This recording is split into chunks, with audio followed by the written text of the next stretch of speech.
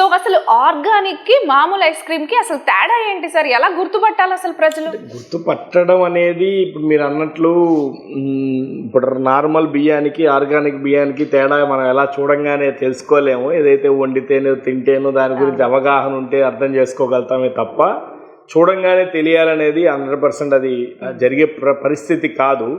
కానీ నా పాయింట్ ఏంటంటే మార్కెట్లో చాలా ఐస్ క్రీమ్స్ ఉన్నాయి, ఫ్రోజన్ డెజర్ట్స్ ఉన్నాయి.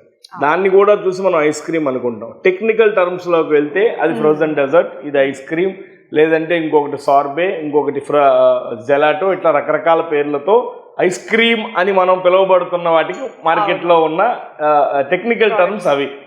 సో ఇక్కడ ఎలా గుర్తింపబడతాయంటే, ఒకటి దాని మీద ఉన్న label specifications, ingredient story, 2 product taste, retention, మళ్ళీ మళ్ళీ అది ఎలా మనకి తినాలని అనిపించాలి, టేస్ట్ ఎలా ఉంది, ఇన్నోవేషన్ ఎలా ఉంది, ఇలాంటి వాటిని బట్టి. సో ఇప్పుడు మేము ఆర్గానిక్ ఐస్ క్రీమ్ అని మేము ఎందుకు అంటున్నామంటే, భారతదేశంలో first and only organic ice cream brand మాది. నేను ఆర్గానిక్ చేసి 5 ఏళ్ళు అవుతుంది. ఒక చిన్న టీ షాప్ పెట్టి ఒక 6 నెలల లోపలే ఆ చిన్న టీ షాప్ని కూడా కాపీ చేసి అదే రోడ్లో ఇంకో టీ షాప్ వస్తున్న పరిస్థితులు మార్కెట్లో.